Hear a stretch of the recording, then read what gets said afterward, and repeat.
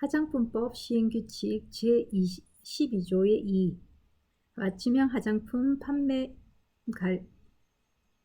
업자의 준수사항 버벅거리죠. 자, 맞춤형 화장품 판매업자는 아래의 내용을 꼭 준수해야 되는데요. 네.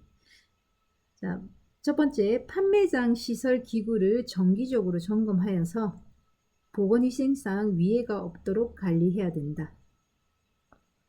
그래서 여러분들 원래 맞춤형 화장품 그 조제관리사를 시험 규정에서 위생 및 관리를 넣은 이유가요. 실제로 화장품을 그 제조하는 업체에서 지켜야 될 규정이 이제 어찌 보면은 이제 그 맞춤형 화장품 조제관리사에게도 일부 적용이 되는 거거든요.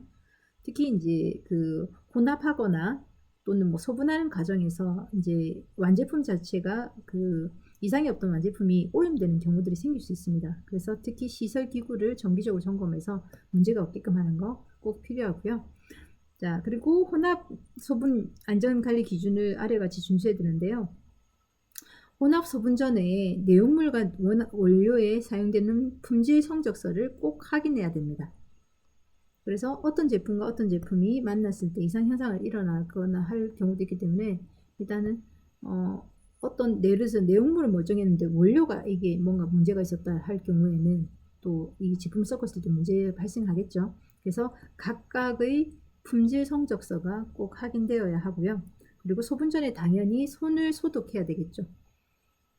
그리고 일회용 장갑을 착용하는 경우에는 그렇지 않다라고 했는데 일단 이제 일회용 장갑을 끼거나 손을 소독해서 소분하거나 또는 혼합해라. 그리고 담을 용기의 오염이 당연히 없어야 되겠죠. 그리고 그 소분할 때 사용되는 장비나 기구 이것들은 그 위생 상태가 제대로 점검되고 사용 후에도 오염이 없도록 세척해서 보관을 해야지 그 다음 사용을 할 때 깨끗한 상태에서 제품이 또 이런 장비나 기구들이 보관될 수 있고 또 사용될 수 있겠죠. 그리고 혼합 소분의 안전을 위해서 식품의약품안전처장이 정하여 고시하는 사항을 준수할 것을 이제 맞춤형 화장품 판매업자는 꼭 지켜야 한다라는 내용이고요.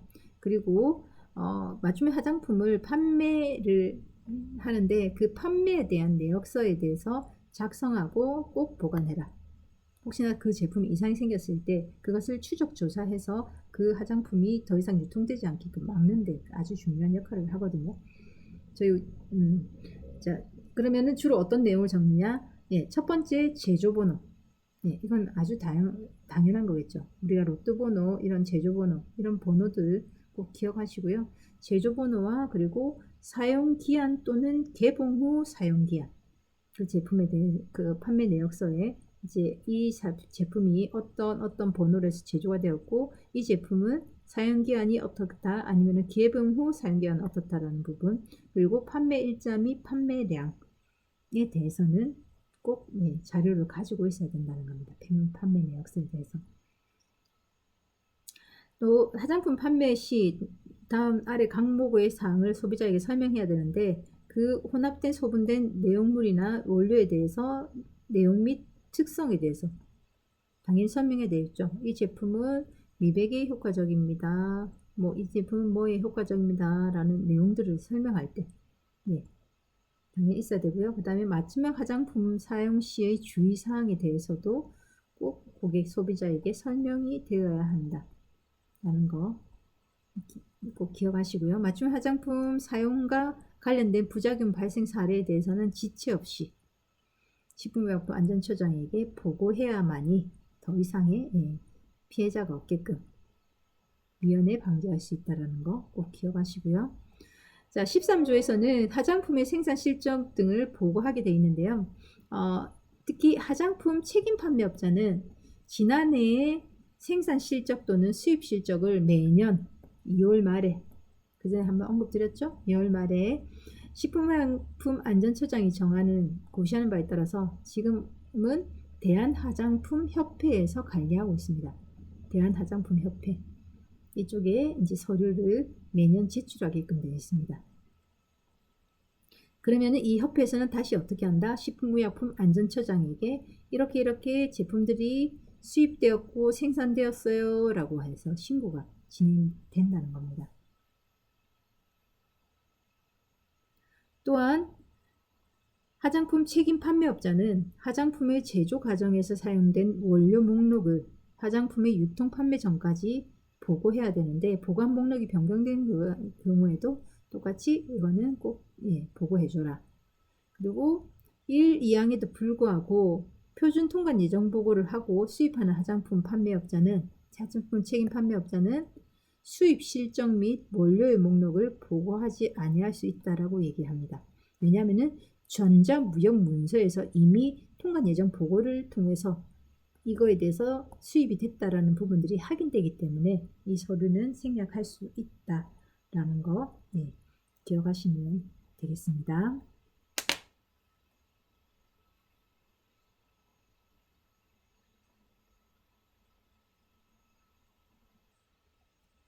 화장품 시행규칙 제14조 화장품 책임 판매업자 등의 교육. 아래와 같은 경우에 화장품 제조업자 또는 책임 판매업자, 맞춤형 화장품 판매업자는 교육명령을 받아서 시행해야 된다는 얘기인데요.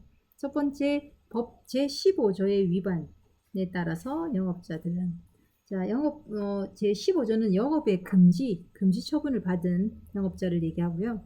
그리고 제19조 같은 경우에는 시정명령 받은 영업자, 그리고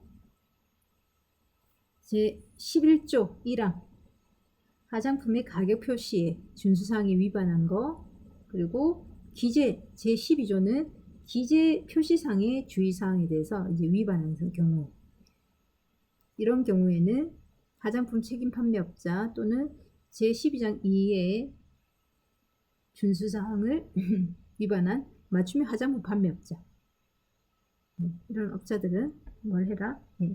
교육을 꼭 받아야 된다는 겁니다. 자, 식품의약품 안전처장은 교육명령 대상자가 천재질병, 임신, 출산, 사고 및 출장 등의 사유로 교육을 받을 수 없는 경우에는 해당 교육을 유예할 수 있다는 겁니다. 미뤄준다는 얘기겠죠? 그리고 교육의 유예를 받으려는 사람은 식품의약품 안전처장이 정하는 교육 유예 신청서를 작성해서 지방식품의약품 안전청장에게 제출해야 됩니다. 그냥 전화로 해주세요가 아니라 유예 신청서를 해줘야지 이 교육에 대해서 이제 뒤로 미뤄질 수 있는 것들이 되고요. 그 다음에 교육 유예 신청서를 검토해서 그에 따라 교육 유예 확인서를 발급받아야만이 이 교육에 대해서 이제 기간이 좀 딜레이됐다는 부분들을 서로 확인이 가능하다는 얘기입니다. 자, 총리령으로 정하는 자라고 해서 실제로 이제 교육 대상자라고 할 수 있는 총리령으로 정할 수 있는 다음 각호의 어느 하나에 해당하는 자를 말하는데, 첫 번째 책임 판매 관리자, 그리고 맞춤형 화장품 조제 관리사가 되겠죠. 그리고 품질 관리를 업무에 종사하는 종업원도 교육 대상자가 된다는 겁니다. 또한 이런 교육 같은 경우에는 식품의약청 단체 실시기간을, 교육의 실시기간을 정해서 지정하여 고시할 수 있고요. 그리고 실시기간은 뭐 보건산업연구원 이런 데서 이제 교육을 보통 하거든요. 그래서 그런 교육 실시기간은 이제 식품의약품 안전처장이 지정하고 고시해서 하고도 하고, 그리고 이런 교육기간으로 실정된 교육기간 실시기간은 매년 교육 대상 및 내용 및 시간 포함한 교육계획을 수립하여서 교육 시행한 해의 전년도 11월 30일까지는 식품의약품 안전처장에게 제출해야 됩니다. 그러니까 내년에 우리가 교육을 할 거다 하면은 올해 11월 30일까지는 꼭 교육계획서를 달라는 얘기입니다. 그리고 교육 시간은 보통 4시간 이상에서 8시간 이하. 여러분들이 솔직히 나중에 맞춤형 화장품 조제관리사 자격증을 따시면은 이거는 그냥 뭐 자연스럽게 아실 겁니다. 그래서 매년 한 번씩 교육을 받아라 하고 날라옵니다. 그래서 이것은 보통 4시간 이상 그리고 8시간 이하로 진행이 되고요. 그리고 교육 내용, 세부 내용은 전체적으로 식품의약품 안전처장의 승인을 받아야 하고요. 그리고 이 교육 실시 기간은 교육을 수료한 사람에게 수료증을 발급하고 매년 1월 31일까지 전년도 교육 실적을 식품의약품안전처장에게 보고해야 되며 교육 실시 기간 그리고 교육 대상자 명부, 교육 내용 등에 대한 기록들에 대해서 증빙할 수 있는 자료와 함께 이것들은 몇 년 동안 2년 동안 보관해서 되어야 합니다. 자, 교육 실시 기간은 교재비, 실습비, 강사수당 등 교육에 필요한 실비를 교육 대상자로부터 징수할 수 있습니다. 제가 알기로 제가 이제 작년에 제조 판매업자 교육을 받았었는데 그때 아마 8만 원 정도 준 것 같아요. 네, 그래서 교육 대상자로서 징수할 수 있습니다. 위에 필요한 내용들은 식품의약품안전처장이 정하여 고시하고 있는 내용들까지 여러분들이 인지해 주시면 될 것 같습니다.